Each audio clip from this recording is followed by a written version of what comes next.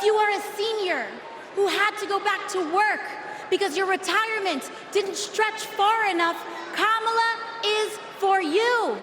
But if Kamala is for you, why isn't she fixing the problems you're stuck with right now? Joining us right now is Steve Moore, creator and editor of the Unleash Prosperities Hotline and host of More Money on WABC Radio, and Texas Congressman Jody Arrington, chair of the House Budget Committee. Gentlemen, great to have you here. Congressman, once again, Democrats, in this case AOC, seem to be making Trump's case that we need a change from what we've had for 4 years.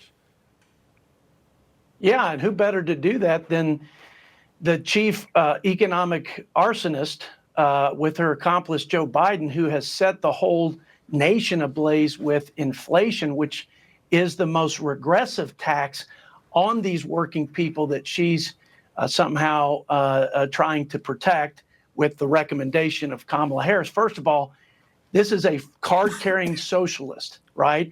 And so asking a socialist about economic advice is like asking a vegan how they like their steak cooked.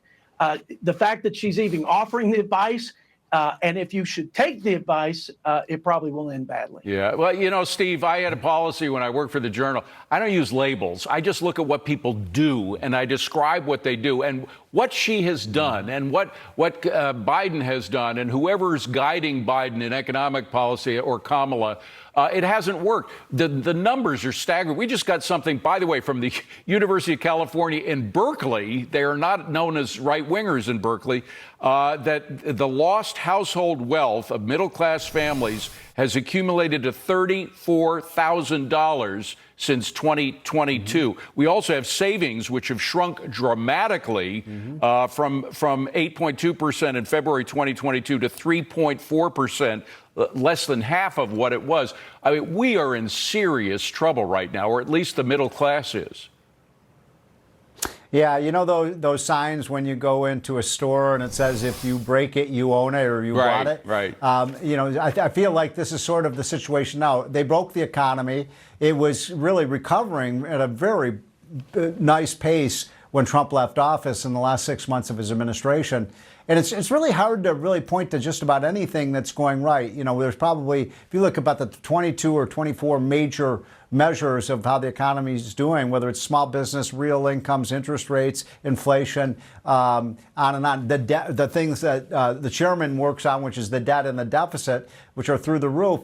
It's really scary, I think, to think, what if we do 4 more years of this? I think it could be catastrophic for the country, especially on those issues like spending. So that's really the question. Now, look, the economy has improved over the last couple of years. And the big question, are people going to kind of be thinking, well, things are getting a little bit better, so we're gonna stick with the status quo. But when you have 2/3 of Americans saying they still think the American country is in the wrong track, that's a pretty bad number. Right. And Congressman, most Americans do feel it. They look at the numbers.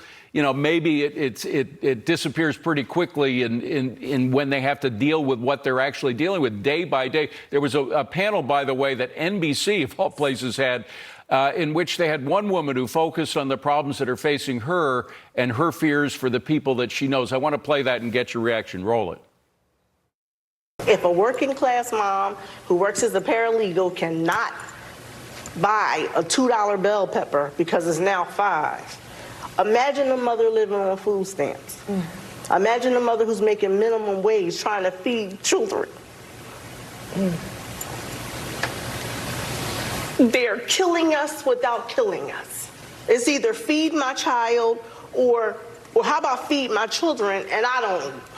Congressman, that's not a politician. That's not an economist. That's a real person suffering under what is happening in our real economy. Those sort of statements really hit home. Yeah, let's talk about the real wages of these working people, our fellow Americans who are struggling with the pain that lady expressed, has gone down 4%. They've lost over $1,000 a month. And the prices to pay rent, the prices to keep their apartment or home air conditioned, the prices of food and gas have all gone up. all the basket of goods and services they use have gone up by 20%. Mortgage prices mortgage rates have doubled. So they've put home ownership out of reach. That's why we have the highest on record credit card debt at over $1 trillion.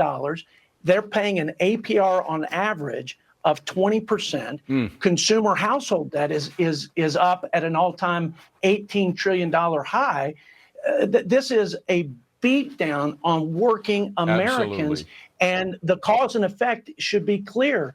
Too much spending, too much taxing, too much regulation. Basically, all the things that Kamala Harris not only contributed to over the last 3 or 4 years, but what she's proposing to double down on in the future as a solution. Well, to and these speaking of which, Steve, she just mentioned yesterday, it was breaking news. We didn't have time to get to it yesterday, but she just announced her new corporate tax rate, a 33% increase from 21%, thanks to the Trump tax code, to 28%. Won't corporations just pass that right on to the consumer, which means a lot more inflation? Yeah, it'll be inflationary, but the main fact will be you'll get less business activity here in the United States, and it'll go to other countries with lower rates. You know, David, you and I have been in this business a long time, probably 40 years or so, and really there was a consensus among Republicans and even most Democrats that, you know, a good tax system was to lower the rates and broaden the base, right? Yeah, I mean, that was kind of the consensus, and it worked. It worked through Reagan and Clinton. And now, look what Kamala Harris is doing. I was looking through her tax plan. She's got all these tax incentives. This group is going to get tax breaks and that, you know, more loopholes in the tax code. And then how is she going to pay for it? Oh, just the top people, the top 2%, we're going to raise their tax rates. That's the absolute opposite of a good tax system. And she's learned nothing over the last 40 years. It's really very discouraging to me as a supply sider when we've seen our policies work, and yet they want to do exactly the opposite. Steve Moore, Congressman Jody Arrington, gentlemen, great stuff. Thank you very much for being here. Appreciate it.